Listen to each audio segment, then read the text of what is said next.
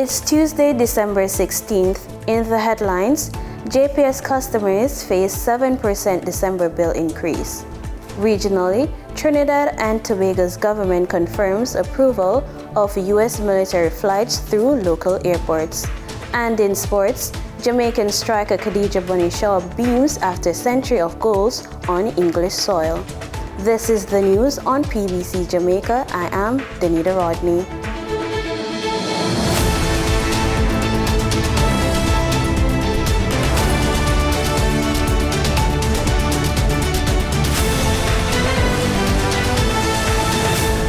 Electricity customers will see a 7% increase on December bills for November usage. That's the word from the Office of Utilities Regulation. The OUR says the adjustment follows JPS's reliance on more expensive fuel after natural gas became unavailable around the passage of Hurricane Melissa, along with a near 30% drop in electricity sales.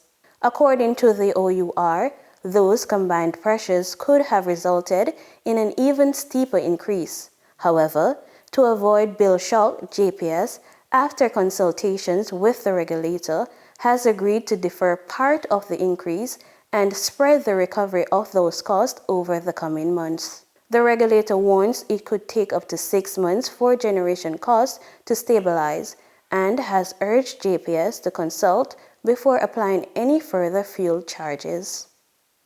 Jamaica has recorded a strong surge in visitor arrivals, welcoming more than 20,000 visitors over the past 4 days, even ahead of the official reopening of the tourism sector on Monday.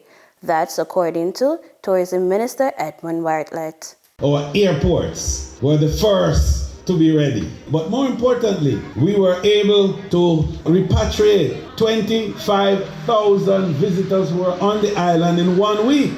That is the performance of a developed country, not a little country like ours, coming out of the worst hurricane ever experienced. And we brought in 20,800 tourists since Thursday of last week to Sunday yesterday. The tourism minister adds that Jamaica continues to see strong visitor arrivals, while millions of US dollars in assistance are being rolled out to support tourism workers impacted by Hurricane Melissa, alongside the introduction of a new housing recovery program. That TAP will now have over $2 billion Jamaican dollars available to start providing support, not lending, but grant support to tourism workers who have been affected, primarily who have lost roofs and homes. Tomorrow, we launch that program at the Pegasus, and we bring over 150 workers who will be this beginning, so to speak, of that benefit. And overall, when we finish, more than 5,000 tourism workers would have gotten a benefit from that program. The Urban Development Corporation is taking the lead in cleaning up Black River St. Elizabeth after Hurricane Melissa left roads and public spaces littered with debris. Prime Minister Dr. Andrew Holness says the operation will be carefully coordinated to restore normalcy, support local businesses, and reopen public areas like Independence Park in time for community events. What we have done is to task the UDC to clean up the town of Black River. That is to help the businesses and residents to remove debris generated from the hurricane and to relocate this mini dump. So that's the task. It is a huge task, but I know that the UDC has the logistics and management capabilities to do it. And we see that this is important for normalcy to be returned to the town. The Prime Minister gave a brief outline of the cleanup plan. A way to conceive it would be to think of it in the number of truckloads, standard truckloads of debris that we would have to move. And the estimate is that that could be anywhere from about 400,000 to 450,000 standard truckloads of debris to move. Now that's almost incomprehensible. But not all debris will be removed. For example, debris generated in the forest from fallen trees and so forth, that will probably remain in place and deteriorate over time, and that becomes fertilizer, organic material. So that would take out a significant number from the debris field that we would have to remove.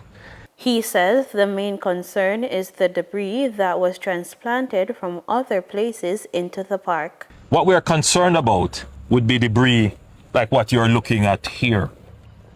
Now, what we're looking at here wasn't generated here, but in the immediate aftermath of the hurricane, to save time and to be more efficient with the use of resources, the debris in the town that was blocking access was removed and placed here. This cannot be the final place for the disposal of the debris. This is Independence Park in Black River. This is part of the recreational life of the town.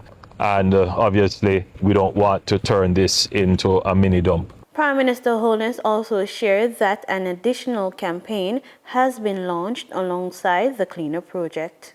We have launched as well the National Cleanup Campaign. Both will run in parallel, but they will not overlap. Absolutely. So UDC will establish the boundaries of its operations, which will essentially be the curtilage of the town itself, whilst the National Cleanup Program, which is at this point MP administered, will be conducted in the communities surrounding the town within this constituency and the other 16 constituencies which we have identified.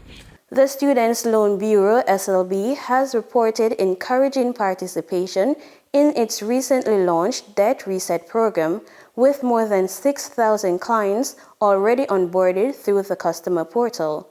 The initiative offers relief for loans in arrears, including waivers on late fees and partial interest, while accounts in good standing can receive a one-time $100,000 credit. Speaking during a recent Jamaica Information Service think tank, Director of Client Relationship Management Services, Cheryl Serju, notes that the good standing credit for onboarded applicants has been successfully applied to their accounts. For them to access that, they would need to register online, on board, and once they've onboarded on our website, then they will move to the debt reset and apply.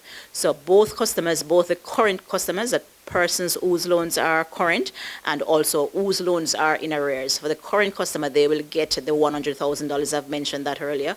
And so all customers will need to onboard before they can apply for the debt reset. Ms. Serju says that clients will be required to make principal payments in arrears to receive the benefits under the program.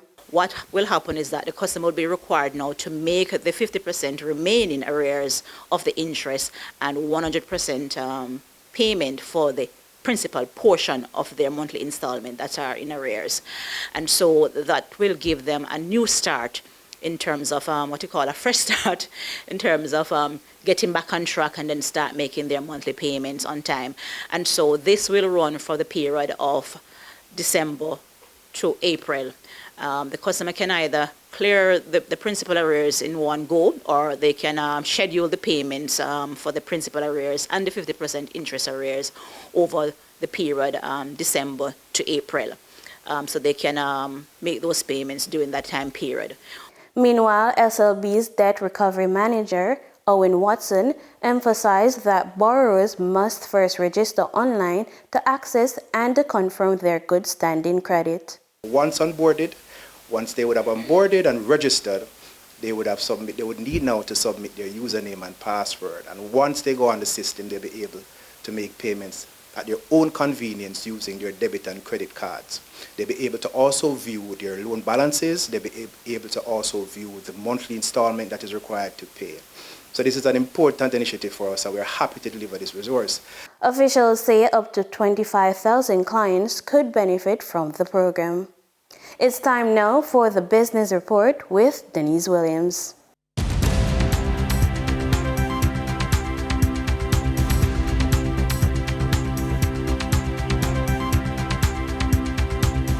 Welcome to today's Business Report. I'm Denise Williams here to bring you the stories shaping the financial world and guiding your journey to smarter business decisions. Let's dive into the top headlines. President of the Coffee Growers Association, Donald Salmon, says although the demand for Jamaica Blue and High Mountain coffee is growing in Japan and other countries, production is failing in Jamaica. He told RJR News that production was falling even before the devastation caused by Hurricane Melissa, but the storm made it worse. Mr. Salmon stressed that since the hurricane, it is now more difficult for farmers to reach their farms and homes. He also pointed out that fresh capital in the form of concessionary loans and grants are needed to boost production, productivity, and the foreign exchange earning potential of the sector. However, he indicated that in order to attract fresh capital and new investors to the sector, the government will have to invest more in the industry's infrastructure, particularly roads and bridges. This, he argued, would lead to the creation of more jobs, earning more foreign exchange, and improving the country's resilience to natural disasters. For the trading period ending December 15, 2025, these were the most actively traded stocks. Sagicor Select Funds Limited Manufacturing and Distribution with 13,289,011 units, representing 40.11% of market sales volume. JMMB Group Limited with 6,600,431 units, representing 19.92% of market sales volume. Trans-Jamaican Highway Limited with 2,112,123 units, representing 6.37% of market sales volume. We now shift our focus to the Forex market rate set by the Bank of Jamaica. On December 15, 2025, the Bank of Jamaica reported US $56.38 million purchased and US $62.25 million sold by Forex traders. Forex traders earned $1.69 per dollar, selling the US at $160.82 and buying the US at $159.13. The Canadian dollar netted Forex traders 33 cents per transaction, with selling at $116.73 and buying at $116.40. The British pound yielded Forex traders $1.87 in profits, with selling at $214.43 and buying at $212.56. For our credit report tip of the day, just wanted to share a personal story. As a single mom with special needs child, the road to financial confidence can be rocky. And I'll be honest, depression and unconscious spending meant that my credit cards and my credit score told the story of me being deep in victim mode. So feeling alone and unsupported, the credit card became Prince Charming, and you can simply not look at the credit card statement when the money is due. So despite my depression about a failed marriage and the stress of a special needs child, I had one thing going for me. I knew how to read investment charts. That made all the difference. So if tracking my spending made me sad and facing my credit report made me angry, the investment charts were a daily reminder that sometimes hidden opportunities are right in front of us. And that's when everything shifted. Confidence, financial confidence, came from combining three simple skills. Credit clarity, which is understanding the credit report basics. And for you, I would recommend a simple action. Pull your credit report and note one positive thing on the credit report and one question. Then there's cash awareness. Money flows like water, and what you track, you can manage. And then there's investment chart basics. prices pretty much do three things. Prices go up, prices go down, or they stay sideways. So noticing the patterns is enough to start. So when credit, cash, and charts work together, fear turns into clarity, and clarity builds confidence. And that wraps up today's business report. I'm Denise Williams, reminding you that every financial decision is a step toward your future. Until next time, stay focused, stay informed, and keep striving for success. See you soon. In regional news, the Caribbean Broadcasting Corporation is celebrating 62 years of service to Barbados and the wider region. And Minister of Information and Home Affairs, Wilfred Abrams, says the public should stay tuned for even more developments. CBC's Andrew Liu reports. Founded in 1963, CBC has grown from a fledgling national broadcaster into one of the Caribbean's most enduring and trusted media institutions. For more than 6 decades, it has played a central role in informing, educating, and entertaining Barbadians, documenting the nation's journey through independence, social transformation, economic change, and cultural growth. These contributions were highlighted by Minister of Information and Home Affairs Wilfred Abrams as he congratulated the corporation on its achievements. Across generations, CBC has been there in moments of national pride and challenge, bringing breaking news, cultural programming, education, sports, entertainment, and public service information to homes and communities across the island and beyond. Through radio, television, and our digital media, CBC has connected Barbadians at home and in the diaspora, telling our stories, amplifying our voices, and preserving our culture. In recent years, the corporation has also embraced digital platforms and modern broadcast technology while maintaining its commitment to credible journalism and national development. According to Minister Abrams, CBC remains focused on evolving with the times while continuing to serve the people of Barbados with integrity, professionalism, and pride. And thanking the public for support over the last 6 decades, he says there's more ahead. Thank you for growing with us, believing in us, and staying connected. CBC, 62 years strong and still evolving. Stay tuned. Andrew Lowe, CBC News. Trinidad and Tobago's Foreign and CARICOM Affairs Ministry says approval has been granted for United States military aircraft to transit local airports in the coming weeks. More details from TTT News. A release from the ministry notes that the United States has advised that these movements are logistical in nature, facilitating supply replenishment and routine personnel rotations. Minister of Foreign and CARICOM Affairs, Sean Sobers, says Trinidad and Tobago maintains close engagement with the U.S., and Prime Minister Kamla Persad-Bissessar has affirmed government's commitment to cooperation and collaboration in the pursuit of safety and security for Trinidad and Tobago and the wider region. The ministry reaffirms this country's commitment to sustained cooperation with the United States in advancing regional safety, security, and stability. Through its partnership, it notes that Trinidad and Tobago has benefited from joint military training exercises and enhanced surveillance capabilities that have contributed to the interdiction of millions of dollars worth of illegal narcotics. The United States Embassy in Trinidad and Tobago further notes that the U.S. has supported national development through educational initiatives, including school equipment, donations, and infrastructure enhancement projects.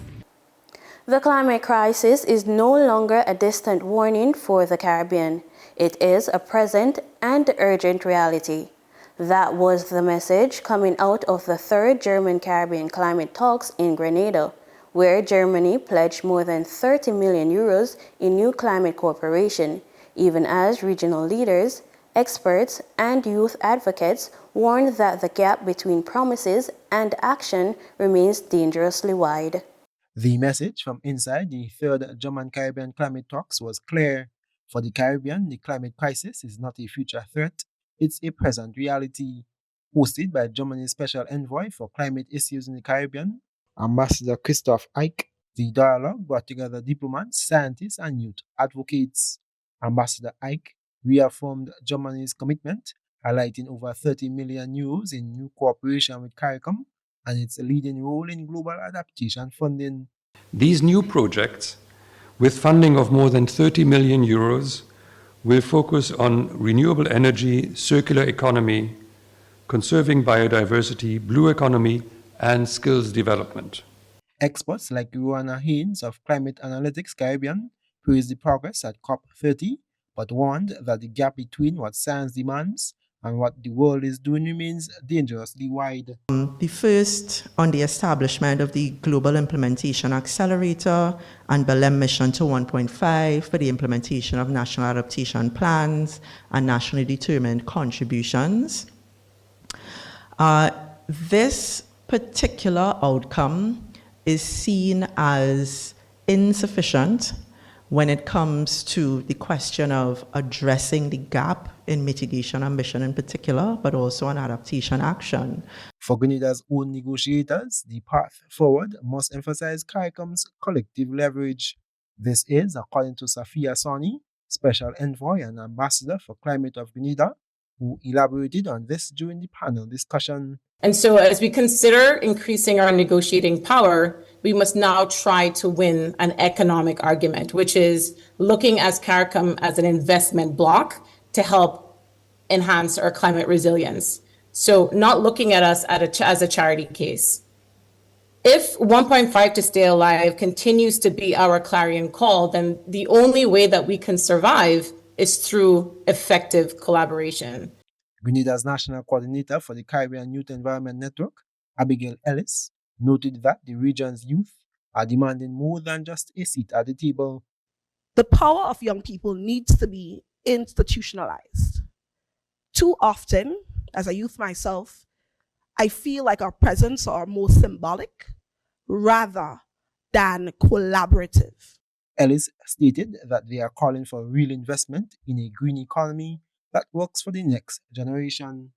We need to have actual institutions where youth are actual negotiators. So we need them to be trained in it, and it has to be annually. It can't be accidentally. It can't be every time we need to address something reactively, but we need to be more intentional about our young people, where they're located in the systems, how they're positioned, and properly equip them with the tools and resources so that they can be active collaborators and participants in what is being done. The consensus is that while COP30 opened doors, the Caribbean is in a race against time.